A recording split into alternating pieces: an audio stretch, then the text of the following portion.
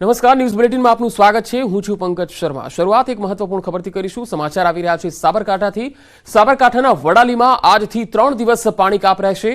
સમારકામને લઈને શહેરમાં આજથી પાણી કાપ રહેશે। વડાલી પાલિકા દ્વારા લોકોને જાણ કરી દેવામાં આવી છે। ધરોઈ પાણી પુરવઠા યોજનાનું સમારકામ થઈ રહ્યું છે। ધરોઈથી વડાલી વચ્ચેના ગામોને પણ તેની અસર થશે। પાણી પુરવઠા યોજનાનું સમારકામને લઈ 3 દિવસ શહેરમાં પાણીનો કાપ રહેશે। ધરોઈ પાણી પુરવઠા યોજનાનું સમારકામ આજથી શરૂ થયું છે। શહેરીજનોને અગાઉથી પણ તેની જાણકારી આપવામાં આવી છે। 3 દિવસ સુધી શહેરીજનોને પાણી નહીં મળે।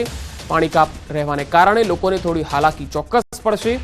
ધરોઈથી વડાલી વચ્ચેના ગામડાના લોકોને પાણીને લઈને હાલાકી પડી શકે છે। 3 દિવસ સુધી પાણી નહીં મળવાની ચેતવણી સામે મહિલાઓ થોડી ચિંતાતુર દેખાઈ રહી છે। ધરોઈ પાણી પુરવઠા યોજનાનું સમારકામ છે અને આ સમારકામને કારણે ધરોઈથી વડાલી વચ્ચેના ગામોને પાણી નહીં મળે। વધુ માહિતી સાથે સંવાદદાતા ઈશાન પરમાર જોડાયા છે। ઈશાન, વડાલીથી ધરોઈ સુધીના કેટલા ગામો એવા છે કે 3 દિવસ સુધી ત્યાં પાણી નથી મળવાનું?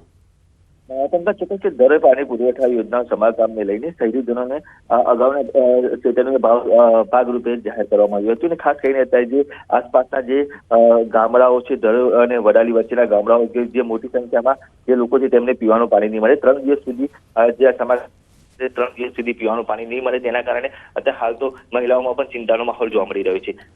જી ઈશાન, આભાર માહિતી આપવા માટે। મુફ્તી સલમાન અઝહરીનો કચ્છ પોલીસે કબજો લીધો છે। રાજકોટ જિલ્લા મધ્યસ્થ જેલમાંથી મૌલાનાનો કચ્છ પોલીસે કબજો લીધો છે। કચ્છ પોલીસે રાજકોટથી ટ્રાન્સફર વોરંટના આધારે કબજો મેળવ્યો છે। આજે મૌલાનાને ભચાઉ કોર્ટમાં રજૂ કરવામાં આવશે। કચ્છ પોલીસ કોર્ટમાં રિમાન્ડની માંગણી પણ કરશે। તો મુફ્તી સલમાન અઝહરીનો કચ્છ પોલીસે કબજો લીધો છે। વધુ માહિતી મેળવીએ। કચ્છથી સંવાદદાતા મેહુલ સોલંકી જોડાયા છે। મેહુલ, કચ્છ પોલીસે અઝહરીનો કબજો લીધો છે, હવે આગળ કઈ રીતે કાયદાકીય કાર્યવાહી થશે? જી પંકજ, ચોક્કસથી વાત કરી તો રાજકોટથી મૌલાના મુફ્તી સલમાન અઝહરીનો કબજો છે તે કચ્છ પોલીસે લીધો છે। રાજકોટ જિલ્લા મધ્યસ્થ જેલ ખાતેથી ગત મોડી રાત્રે છે તે આ કબજો લેવામાં આવ્યો હતો। કચ્છ પોલીસે ટ્રાન્સફર વોરંટના આધારે છે તે કબજો મેળવ્યો હતો। આજે છે તે ભચાઉ કોર્ટ ખાતે રજૂ કરવામાં આવશે। વાત કરીએ તો સંભવત બપોર બાદ છે તે રિમાન્ડની માંગણી અર્થે કોર્ટમાં રજૂ કરવામાં આવશે અને ત્યારબાદ છે તે કોર્ટ જે પ્રમાણે માંગણી કરવામાં આવી હશે ત્યારે કોર્ટ જે પ્રમાણે રિમાન્ડ આપશે ત્યારે આગળની કાર્યવાહી છે તે હાથ ધરવામાં આવશે। જી મેહુલ, આભાર માહિતી આપવા માટે। વાત હવે વડોદરાની કરીએ તો વડોદરામાં બોટ દુર્ઘટનાના મામલે મુખ્ય સૂત્રધાર પરેશ અને ગોપાલ શાહના રિમાન્ડ પૂરા થયા। રિમાન્ડ પૂર્ણ થતા જેલ હવાલે કરી દેવાયા છે। ભાગીદારી માટે કાગળિયા તૈયાર કરનાર નોટરીનું પણ પોલીસે નિવેદન લીધું। બોટ દુર્ઘટના મામલામાં તપાસ તેજ કરી દેવાઈ છે। બંનેના રિમાન્ડ પૂરા થયા છે અને તેમને જેલ હવાલે કરી દેવાયા છે। તો હરણી તળાવ બોટ દુર્ઘટના મામલામાં આખરે કલેક્ટર દ્વારા રિપોર્ટ તૈયાર કરી દેવાયો છે। 10 દિવસમાં રિપોર્ટ તૈયાર કરવાના આદેશ હતા। કલેક્ટર દ્વારા 19 દિવસ બાદ રિપોર્ટ તૈયાર કરવામાં આવ્યો છે।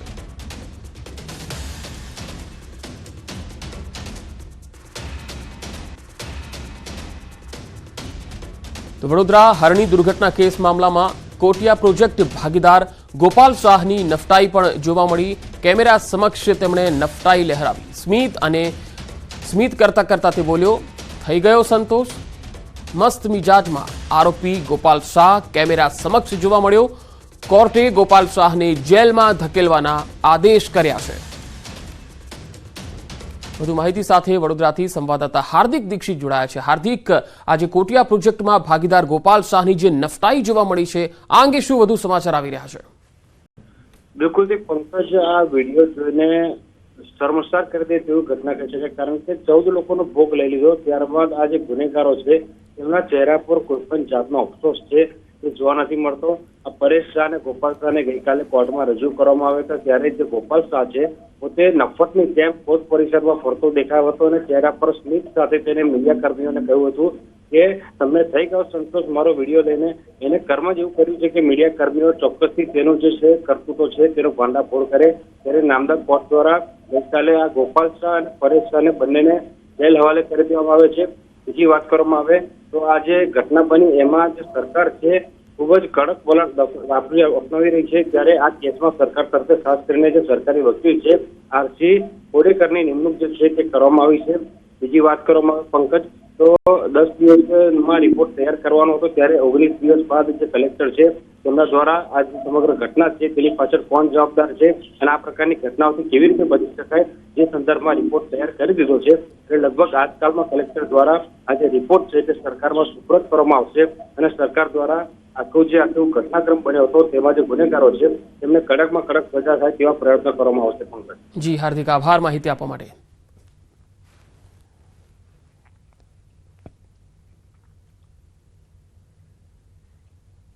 અને હવે વાત ખેડબ્રહ્માથી કરીએ તો ખેડબ્રહ્મા પોલીસ સ્ટેશનમાં વાહનમાંથી ચોરીની ઘટના બની. જીપ ડાલાનું ટાયર અને બેટરી સહિતનો સામાન ચોરાઈ ગયો. અકસ્માત કેસમાં લાવેલા જીપ ડાલાના સામાનની ચોરી થઈ ગઈ. સામાન ચોરાતા વાહન માલિકે ગાડી લેવાનો ઇનકાર કર્યો. ખેડબ્રહ્મા પોલીસ સ્ટેશનમાં આ ચોંકાવનારી ઘટના બની. પોલીસ સ્ટેશનમાં મૂકેલા જીપ ડાલાનું ટાયર અને બેટરી સહિતનો સામાન ચોરાઈ ગયો. આ ઘટનાને લઈ પોલીસની કામગીરી સામે પ્રશ્નાર્થ ઉઠ્યા છે. અકસ્માત કેસમાં મૂકેલા જીપડાલાનો સામાન ચોરાઈ જતા વાહન માલિકે ગાડી લેવાનો ઇનકાર કર્યો છે. પોશીનાના મીઠીવેડી ગામના નાગરિકે ગાડી લેવાનો ઇનકાર કર્યો. કોર્ટમાંથી ગાડી છોડાવવા પહોંચેલ વાહન માલિક પોલીસ સામે નારાજગી વ્યક્ત કરતો જોવા મળ્યો. સાબરકાંઠામાં જંતુનાશક દવા મામલે ફરિયાદ થઈ. ઈડરમાં આવેલી સનસીડ પેઢી સામે પોલીસ ફરિયાદ થઈ છે. દવા કોપીરાઇટ નીકળતા પોલીસ ફરિયાદ થઈ છે. પાકમાં ખેડૂતોને પરિણામ ન મળતું હોવાનો પણ દાવો થયો છે. સિજેન્ટા નામની કંપની દ્વારા કાયદેસરની ફરિયાદ નોંધાઈ છે. આ ફરિયાદને પગલે સ્થાનિક વેપારીઓમાં પણ ફફડાટ વ્યાપી ગયો છે. બજારમાં ડુપ્લિકેટ દવાનું ધૂમ વેચાણ થઈ રહ્યું છે. ખેતીવાડી વિભાગ પણ શા કારણે મૌન છે એ એક મોટો સવાલ છે.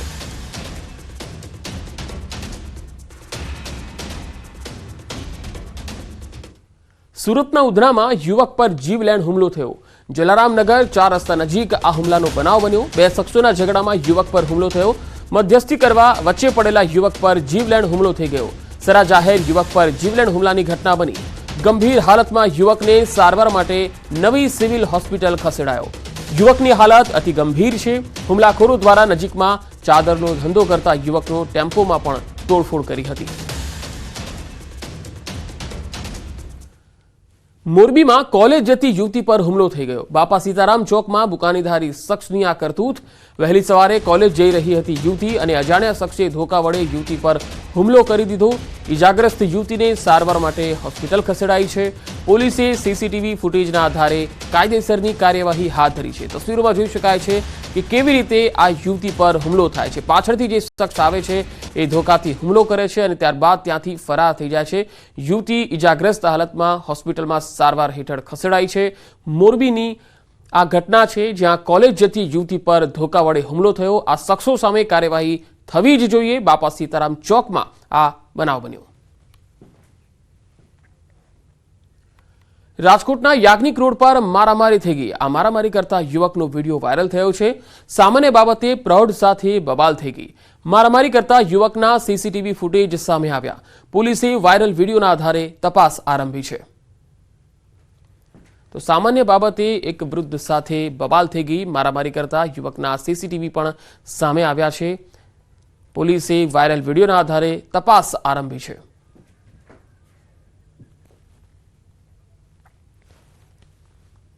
અંબાજીથી માર્બલ ભરીને જતા ટ્રકનો અકસ્માત થઈ ગયો. ત્રિશુલિયા ઘાટ પરથી ટ્રક પલટી જતા આ દુર્ઘટના બની.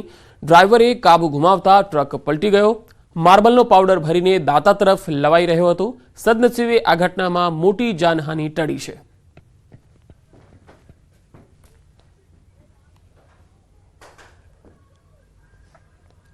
તોડકાંડના આરોપી તરલ ભટ્ટને જેલ હવાલે કરાયો છે. એટીએસ અને પોલીસે રિમાન્ડ ન માંગતા જેલમાં ધકેલાયો છે. 4 દિવસના રિમાન્ડ પૂરા થતા આરોપીને કોર્ટમાં રજૂ કરાયો હતો. તરલ ભટ્ટ પાસેથી મહત્વના જે પુરાવાઓ છે તે એકત્ર કરવામાં એટીએસને સફળતા મળી છે. તરલ ભટ્ટનું પર્સનલ લેપટોપ, ડેસ્કટોપ અને 3 મોબાઈલ રિમાન્ડ દરમિયાન કબજે કરી લેવામાં આવ્યા. જૂનાગઢ એસઓજી ઓફિસમાંથી 2 કોમ્પ્યુટર અને 1 પેનડ્રાઈવ પણ કબજે કરાયું છે. તમામ ઇલેક્ટ્રોનિક વસ્તુઓ એફએસએલમાં તપાસ માટે મોકલવામાં આવશે. સેશન્સ કોર્ટમાં જામીન માટે આરોપી અપીલ કરશે.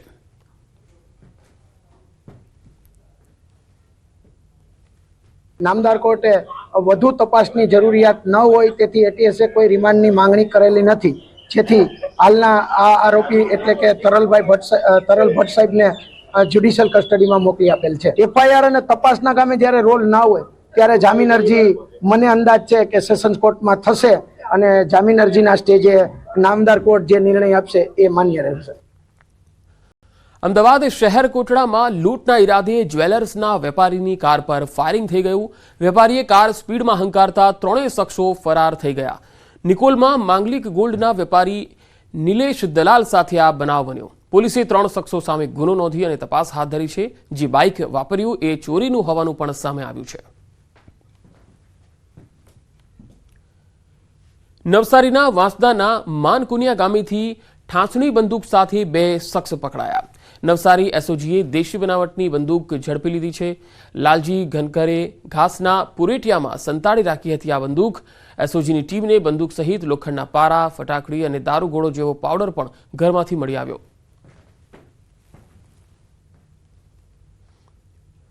મહેસાણાના ખેરાલુમાં શોભાયાત્રા પર પથ્થરમારાના મામલામાં મુખ્ય સૂત્રધાર નિયાઝ ખાન પોલીસ સકંજામાં આવી ગયો છે. આરોપી નિયાઝ ખાન ઉર્ફે ચીનિયો હયાત ખાન પઠાણ ઝડપાઈ ગયો છે. આરોપીને દેશી તમંચા સાથે ઘરમાંથી એલસીબીએ પકડી લીધો છે. આ શખ્સ સામે લૂંટ, ધાડ, મારામારી, એનડીપીએસના અનેક ગુના છે. જુગાર અને પ્રોહિબિશનના કેસમાં પણ આરોપીની સંડોવણી છે. પોલીસે આરોપીની ધરપકડ કરી વધુ કાર્યવાહી હાથ ધરી છે. આ નિયાઝ ખાન ઉર્ફે ચીનો એનો ગુનાહિત ઇતિહાસ પણ છે અને જે રામધૂન યાત્રા ખેરાલુ ખાતે નીકળેલી એ રામધૂન યાત્રા ઉપર પથ્થરમારો કરવાને એના પૂર્વ આયોજિત કાવતરું આ નિયાઝ ખાન ઉર્ફે ચીનાએ ઘડેલું હતું એવું અમારી તપાસ દરમિયાન પ્રસ્થાપિત થયેલું છે અને અત્યારે હાલમાં એ પોલીસ કસ્ટડી રિમાન્ડ ઉપર છે. ભારે હિમવર્ષા બાદ જમ્મુ કાશ્મીરના રસ્તા પર બરફના થર જામી ગયા હતા. પૂંછ જિલ્લાના સુરનકોટ તાલુકામાં મુગલ રોડ પર બરફ હટાવવાની કામગીરી હાથ ધરાઈ. પનાદ બ્રિજથી પોશાના આર્મી કેમ્પ સુધી બરફ હટાવવાની કામગીરી પૂરી કરી લેવામાં આવી. આ સાથે પોશના લશ્કરી છાવણી અને ડોંગરિયા અને પોશાણા ગામના અન્ય વિસ્તારો વચ્ચે માર્ગ સંપર્ક પુનઃ સ્થાપિત કરી દેવાયો છે. બરફ હટાવવાની ઝુંબેશ અંગે પૂંછના સહાયક કાર્યકારી ઇજનેર મોહમ્મદ તારીક ખાને જણાવ્યું કે આ વખતે અમે રેકોર્ડ સમયમાં તમામ રસ્તાઓ પરથી બરફ હટાવી દીધો છે. પહેલી વખત મુગલ રોડ પર બાફલિયાસથી પોશના લશ્કરી છાવણી સુધી બરફ દૂર કરાયો અને સેના અને ગ્રામજનો માટે વાહન વ્યવહાર પુનઃ સ્થાપિત કરાયો છે. જમ્મુ કાશ્મીરના કોકરનાગના ઉપરના વિસ્તારોમાં ભારે હિમવર્ષા બાદ મનમોહક દ્રશ્યો જોવા મળ્યા. આપણે જે તસવીરો બતાવી રહ્યા છે તમે જોઈ શકો છો. સહેલાણીઓ તેનો આનંદ લઈ રહ્યા છે. ડિસ્કમ, દિંધીપુરા, સંથાન ટોપ અને અન્ય વિસ્તારોમાં બરફની ચાદર ફેલાઈ ગઈ. બીજી તરફ મોટી સંખ્યામાં આવેલા પ્રવાસીઓએ હિમવર્ષાનો આનંદ ઉઠાવ્યો. પ્રવાસીઓનું માનવું છે કે કાશ્મીરના વિવિધ ભાગોમાં ડિસ્કમ જેવા ઘણા સુંદર દ્રશ્યો છે, સ્થળો છે અને તેના પ્રવાસી નકશા પર વધુ પ્રમોટ કરવાની જરૂર છે, જેથી પ્રવાસીઓ પણ આવા સ્થળોની મુલાકાત લઈ શકે. हम तो यही कहेंगे जो भी टूरिज्म आएगा दक्षिण जरूर आए देखने. हाँ बहुत अच्छा एक्सपीरियंस रहा. बर्फ बहुत है, स्नोफॉल अभी हो रही थी, रुक गई है इस टाइम. बहुत एंजॉयमेंट कर रहे हैं, हमारे साथ बच्चे हैं, फैमिली हैं, बहुत एंजॉयमेंट कर रहे हैं, बहुत सारा मजा. आपको लाइव स्नो देखने के लिए स्विट्जरलैंड नहीं जाना पड़ेगा, यहाँ पे ही देखने मिल जाएगी. और अभी भी स्टार्ट ही है लाइव स्नो, तो हमको बहुत मजा आ रहा है और बच्चों को जो देखना था वो देखने मिल रहा है. पार्क भी इतना ब्यूटीफुल बना हुआ है, ऐसा लगा कि ये हमारी पूरी जगह है. वैसे पूरा देश हमारा है, पर ये जगह बहुत ही ब्यूटीफुल है. जो लोग इंस्टाग्राम के फेवरेट मीन्स रील्स बनाना चाहते हैं ना, तो वो लोगों को तो यहाँ पे जरूर आना चाहिए, क्योंकि यहाँ पे इतना कूल प्लेस है ना, तो आप अपनी ओर से जो भी रील बनाना चाहते हैं ना वो बना सकते हैं. હિમાચલ પ્રદેશના આદિવાસી જિલ્લા લાહોલ સ્પીતિ અને કુલ્લુ જિલ્લામાં ભારે હિમવર્ષાને કારણે 180 રસ્તાઓ હજુ પણ બંધ છે. જાહેર બાંધકામ વિભાગની મશીનરીને પુનઃસ્થાપિત કરવાનું કામ યુદ્ધના ધોરણે ચાલી રહ્યું છે. આદિવાસી જિલ્લા લાહોલ સ્પીતિમાં 152 રસ્તાઓ બંધ થવાને કારણે ગ્રામીણ વિસ્તારોમાં જનજીવન સંપૂર્ણપણે ખોરવાઈ ગયું છે. આવી સ્થિતિમાં ભારે હિમવર્ષાને કારણે ગ્રામ્ય વિસ્તારના લોકોને વાહન વ્યવહાર માટે ખૂબ જ મુશ્કેલી પડી રહી છે. ભારે હિમવર્ષા બાદ અવલીમાં સ્કીઇંગ ગેમ્સ માટે કોર્સ પણ શરૂ થઈ ગયા છે. જમ્મુ કાશ્મીરના ગુલમર્ગમાં ખેલો ઇન્ડિયા અંતર્ગત યોજાનારી સ્કીઇંગ ગેમ્સ માટે ઉત્તરાખંડની ટીમની પસંદગી શરૂ થઈ છે. 43 સભ્યોની ટીમમાં સ્કીઇંગ ખેલાડીઓ તેમજ ટીમના કોચ અને અન્ય સભ્યોનો સમાવેશ થાય છે. ખેલાડીઓ આ દિવસોમાં પ્રેક્ટિસ કરી રહ્યા છે. ફેબ્રુઆરીના છેલ્લા સપ્તાહમાં ગુલમર્ગમાં સ્ટીમ ગેમ્સનું આયોજન કરવામાં આવશે. ઉત્તરકાશીના ગંગોત્રી ધામમાં ભારે હિમવર્ષા થઈ, જેના કારણે ગંગોત્રી ધામમાં તાપમાન શૂન્યથી પણ નીચે નોંધાઈ રહ્યું છે. દરમિયાન ગંગોત્રી ધામમાં એક તપસ્વી સાધુના દુર્લભ દ્રશ્યો સામે આવ્યા, જ્યાં ગંગોત્રી ધામમાં ગંગા નદીનું પાણી એકત્ર થયું અને જ્યારે અતિશય ઠંડી હોય ત્યારે આ જ તપસ્વી મહાત્મા ગંગોત્રી ધામમાં ગંગા નદીના થીજેલા પાણીમાં સખત ઠંડી વચ્ચે પણ સ્નાન કરી રહ્યા છે. શ્રદ્ધા મજબૂત હોય તો મુશ્કેલીઓ સહેલી લાગે છે. તેથી જ જ્યારે તપસ્વી ઋષિઓ માટે ગંગોત્રી ધામમાં શૂન્ય તાપમાનથી નીચે ઊભા રહેવું મુશ્કેલ છે, ત્યારે તપસ્વી મહાત્માઓ ગંગા નદીના થીજેલા પાણીમાં સ્નાન કરી રહ્યા છે, જેનો વિડીયો જિલ્લામાં પણ વાયરલ થઈ રહ્યો છે.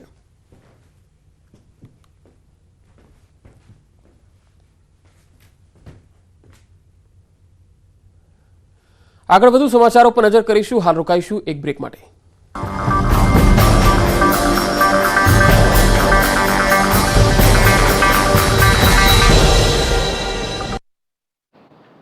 ભડકાઉ ભાષણ મુદ્દે કોર્ટે મૌલાના સલમાન અઝહરીના એક દિવસના રિમાન્ડ પૂર્ણ થયા છે. ત્યારે ફરી એકવાર જૂનાગઢની કોર્ટમાં મૌલાનાને રજૂ કરાયો.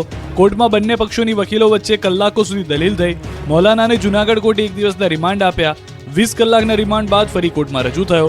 સાથે જ બે આયોજકો અને મૌલાનાને કોર્ટમાં રજૂ કરાયા. કોર્ટમાં બચાવ પક્ષના વકીલે કહ્યું હતું કે જે વિવાદાસ્પદ શબ્દો બોલવામાં આવ્યા છે તે ઇઝરાયલ અને પેલેસ્ટાઇન વચ્ચે ચાલી રહેલા યુદ્ધ માટે બોલવામાં આવ્યા છે.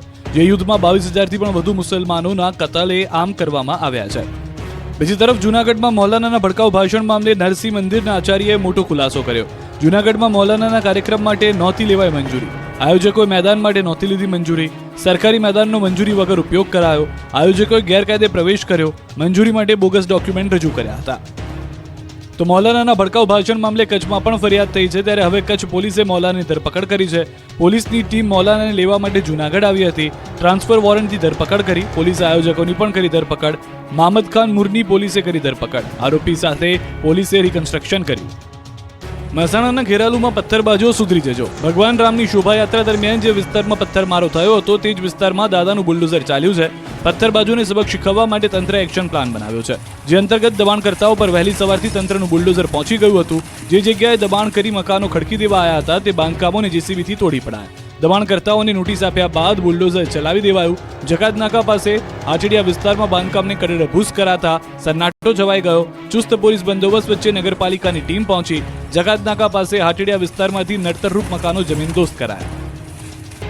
વલસાડ જિલ્લામાંથી પસાર થતા અમદાવાદ મુંબઈ નેશનલ હાઈવે પર અનેક જગ્યાએ ગેરકાયદેસર દબાણો થયેલા છે. હાઈવે પરના ગેરકાયદેસર દબાણો અને પરવાનગી વિના ચાલી રહેલી વ્યવસાયિક પ્રવૃત્તિ પર રોક લગાવવા બુલડોઝર ચાલ્યું. ઉમરગામ તાલુકા વહીવટી તંત્ર દ્વારા કાર્યવાહી હાથ ધરવામાં આવી. ઉમરગામ તાલુકા વિકાસ અધિકારી અને તંત્ર દ્વારા કાર્યવાહી હાથ ધરવામાં આવતા તાલુકાના અન્ય અધિકારીઓની હાજરીમાં નેશનલ હાઈવે પર વલવાડા ગામની હદમાં આવેલા સર્વે નંબર 871માં હાઈવેને અડીને આવેલી જમીનોમાં ગેરકાયદેસર દબાણ અને પરવાનગી વિનાના બાંધકામોને દૂર કરવામાં આવ્યા. કોઈપણ જાતની પરવાનગી વિના અહીં વ્યવસાયિક પ્રવૃત્તિ માટેના પતરાના શેડ અને અન્ય રીતે કબજો કરવામાં આવ્યો હતો. જે તંત્રના ધ્યાને આવતા 15 દિવસ અગાઉ તંત્ર દ્વારા સ્વેચ્છાએ દબાણ અને બાંધકામ દૂર કરવા નોટિસો આપવામાં આવી હતી. તેમ છતાં કબજેદારો દ્વારા કોઈપણ દબાણ દૂર નહીં કરવામાં આવતા તંત્રની ટીમ પોલીસ બંદોબસ્ત સાથે સ્થળ પર પહોંચી હતી અને દબાણ હટાવવાની કાર્યવાહી કરી હતી. આગામી સમયમાં હાઈવે પરના અન્ય બાંધકામો અને દબાણો દૂર કરાશે. સફાળી જાગેલી મહાનગરપાલિકાની ટીમ ઘટનાના 3 દિવસ બાદ ગેરકાયદે બાંધકામનું ડિમોલિશન કર્યું. જોકે માત્ર દેખાડા પૂરતું ડિમોલિશન કરાયું હોય તેવા દ્રશ્યો જોવા મળ્યા.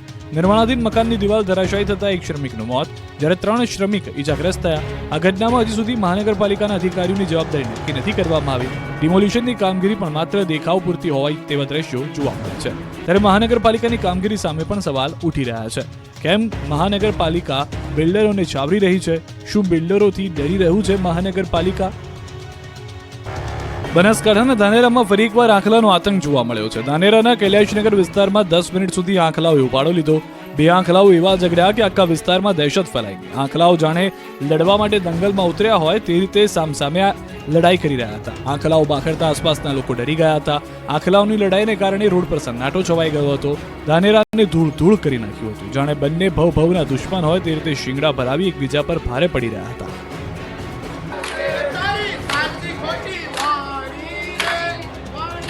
રાજકોટની સૌરાષ્ટ્ર યુનિવર્સિટી ફરી વિવાદમાં આવી છે. સૌરાષ્ટ્ર યુનિવર્સિટીની કુલપતિ ચેમ્બરમાં કંઈક આ રીતે લોકોએ વિરોધ પ્રદર્શન કર્યું. રાજકોટ યુનિવર્સિટીમાં પીએચડીની નકલી ડિગ્રી મુદ્દે એબીવીપીએ વિરોધ કર્યો. કુલપતિની ચેમ્બરમાં બેસીને સૂત્રોચ્ચાર કર્યો. મોટી સંખ્યામાં એબીવીપીના કાર્યકરો એકત્ર થઈ ધરણા કરતા યુનિવર્સિટીનું વાતાવરણ ગરમાયું. કુલપતિને કાર્યકરો ઘેરી લેતા કુલપતિને પરસેવો છૂટી ગયો. એબીવીપીના કાર્યકરોએ કુલપતિનો ઉતરો લીધો. સ્થિતિ એટલી વણસી ગઈ હતી કે પોલીસે કુલપતિને પ્રોટેક્શન પૂરું પાડવાની ફરજ પડી હતી. બાદમાં પીએચડીની નકલી ડિગ્રી મુદ્દે કુલપતિએ કહ્યું, વિદ્યાર્થીનીની પીએચડીની ડિગ્રી રદ કરાઈ છે. પ્રધાનમંત્રી આવાસ યોજના હેઠળ સરકાર દ્વારા જરૂરિયાતમંદ લોકોને મકાન બનાવી આપી પોતાનું ઘરનું સપનું પૂરું કરવામાં આવે છે. પરંતુ કેટલાક ભ્રષ્ટ અધિકારીઓ, કોન્ટ્રાક્ટરોના લીધે આ ઘર હવે જર્જરિત બની ગયા છે. બાંધકામના થોડા જ સમયમાં મકાન જર્જરિત બની જતા લોકોમાં રોષ જોવા મળ્યો.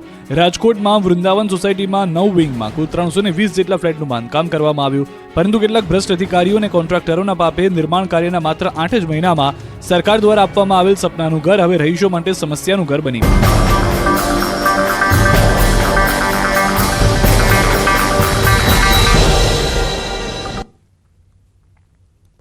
બ્રેક બાદ સમાચારોમાં આગળ વધીએ. પ્રધાનમંત્રીના વતન અને ઐતિહાસિક નગરી વડનગરમાં વિકાસના કામો તેજ ગતિએ ચાલી રહ્યા છે.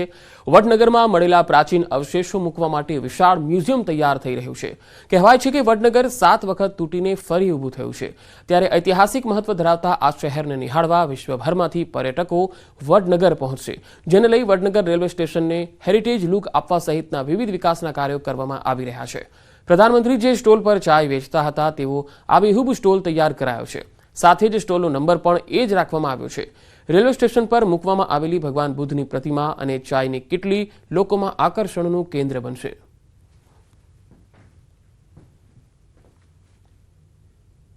પીએમ નરેન્દ્રભાઈ મોદી દ્વારા બાળપણમાં વડનગર રેલવે સ્ટેશન ખાતે ચા વેચવામાં આવી હતી.